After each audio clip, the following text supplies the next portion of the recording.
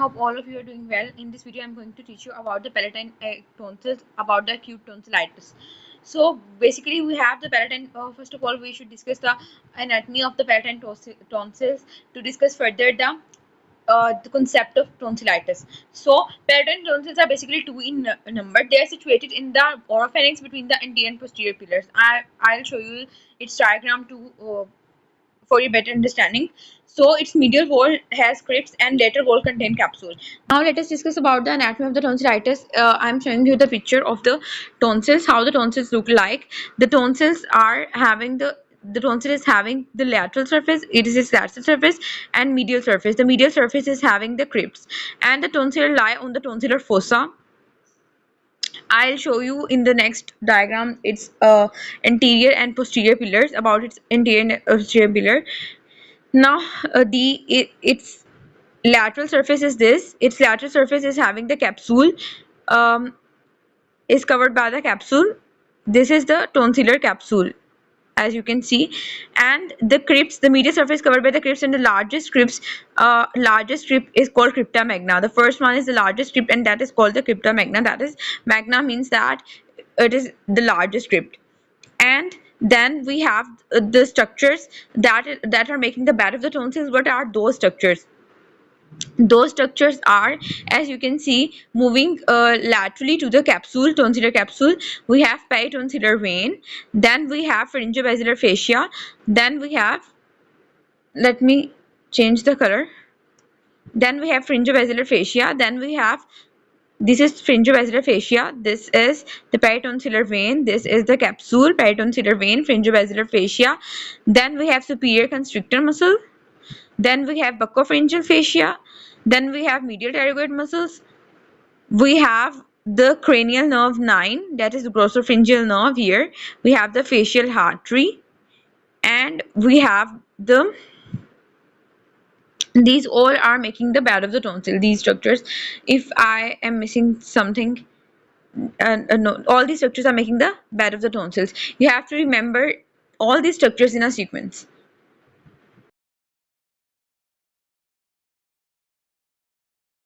Here you can see another picture of the tonsils. Here you can see the soft palate. This is a soft palate. Now let me show you the interior. I have shown you crypts, I have shown you the lateral wall of the tonsils, I have shown you the medial wall of the tonsils, I have shown you the crypta magna. Now let me show you the interior tonsillar pillar and the posterior tonsillar pillar. Here you can see this is the anterior tonsillar pillar, and this is the posterior tonsillar pillar. The anterior tonsillar pillar is made by the platoglossus muscle, and the posterior tonsillar pillar is made by the platopharyngeal. Now this is all about, and the space in which the tonsil is lying is tonsillar fossa. This is the tonsillar fossa, you can see. Let me show you another space, that is supratonsillar fossa.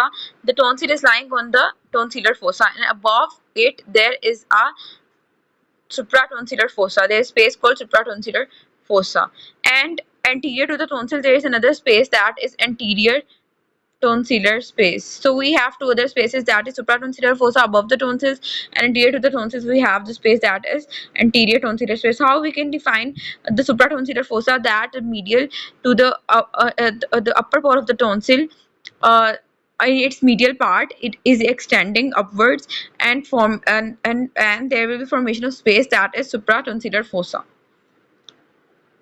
Now what is the quinsy or peritonsillar abscess? This is tonsil, and around the tonsil sometimes there is pus formation, and that is called peritonsillar abscess. Now let me show you peritonsillar abscess.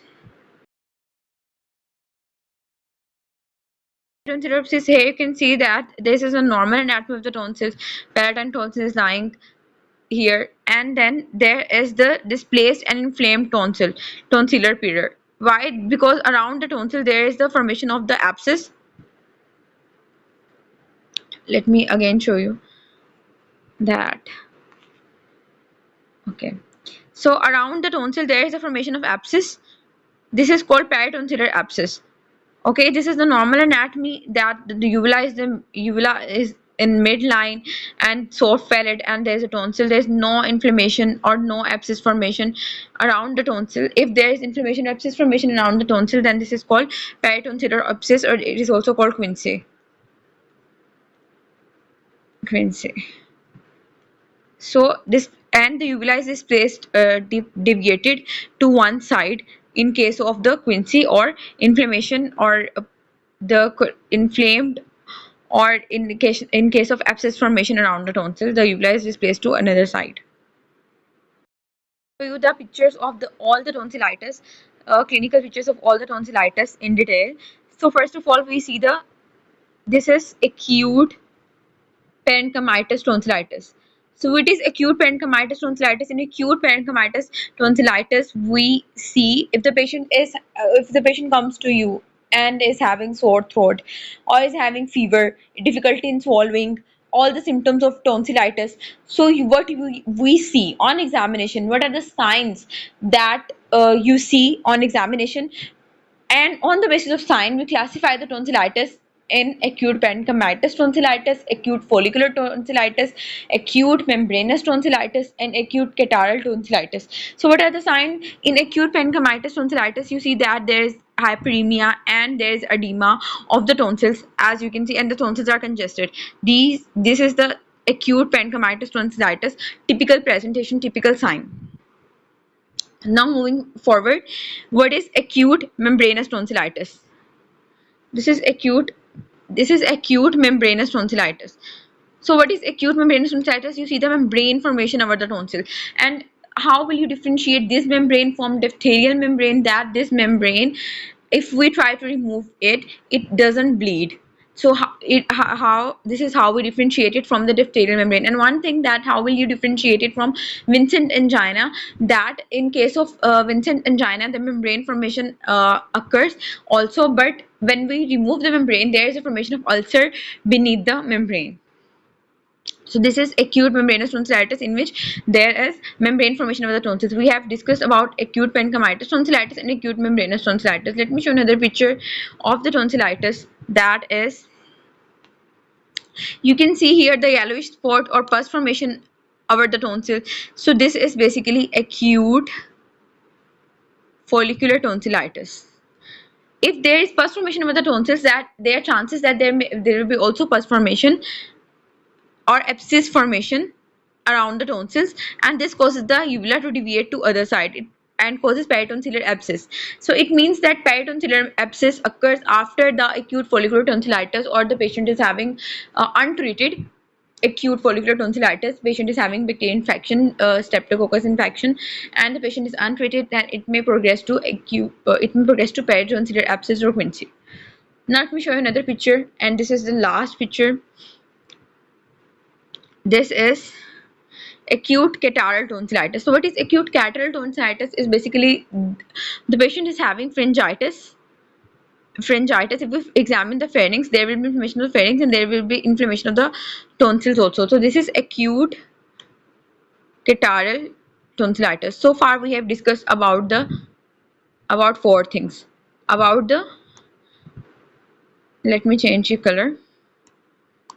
We have discussed about the acute membranous tonsillitis, in which there is membrane formation, acute parenchymatous tonsillitis, in which there is hyperemia and edema of the tonsils, acute follicular tonsillitis, in which there is yellowish spots over the tonsils, and acute catarrhal tonsillitis that occurs as a generalized symptom of acute pharyngitis. These all are the classification of the tonsillitis classification.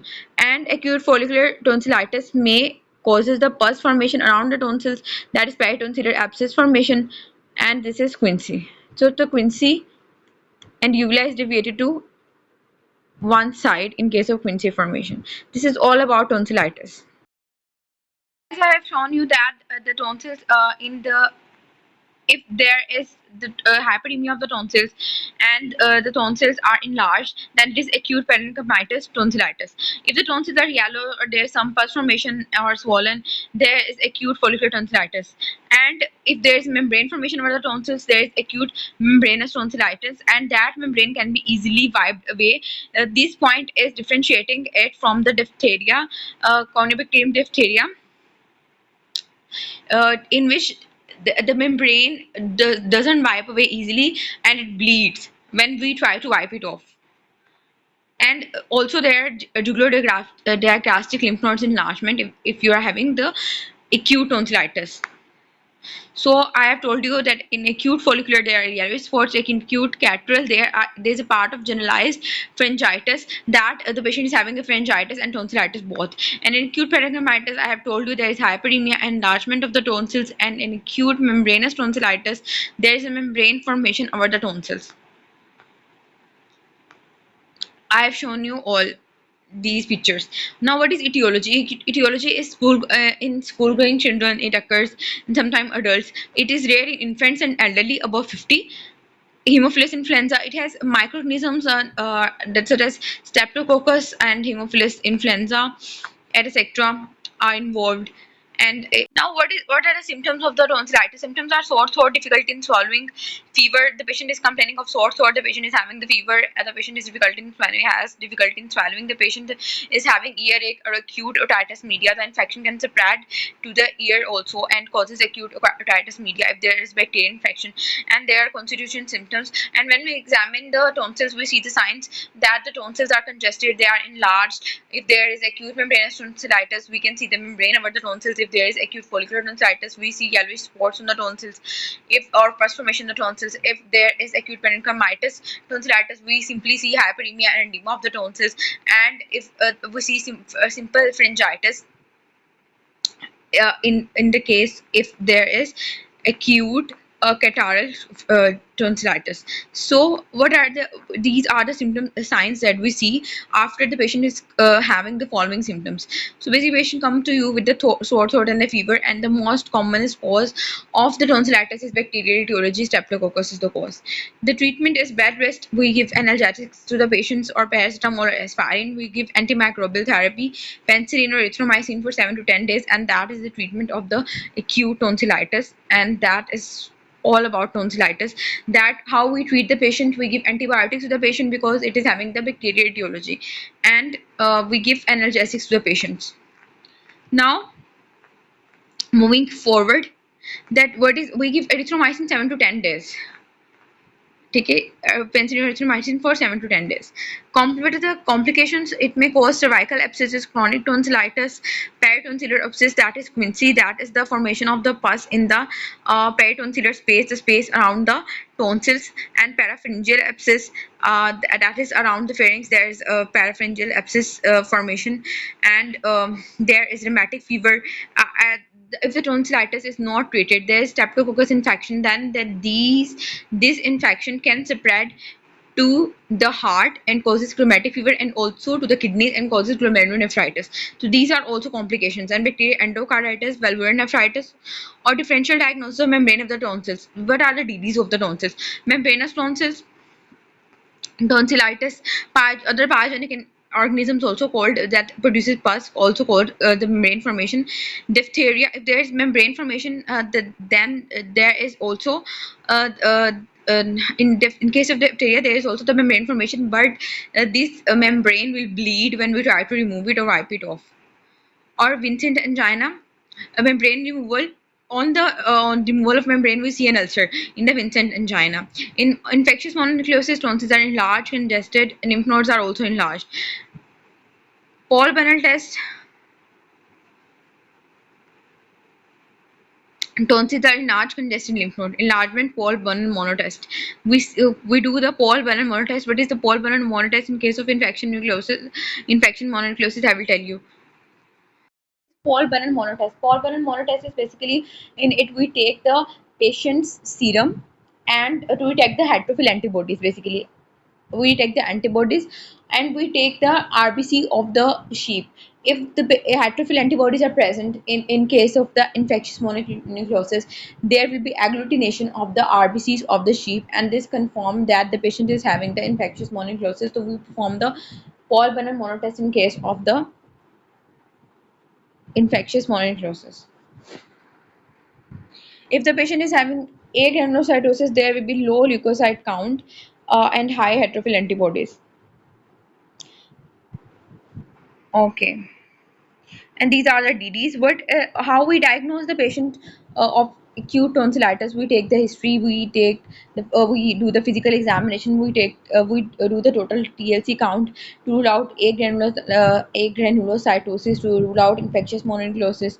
We do blood smears, we do throat swabs to rule out blood smears. We do throat swabs, culture we do to rule out diphtheria infection or other bacteria infection. We do bone marrow biopsy to rule out infectious mononucleosis. We do Paul Bunner test. I have told you, a spot test, and that's all about the acute tonsillitis.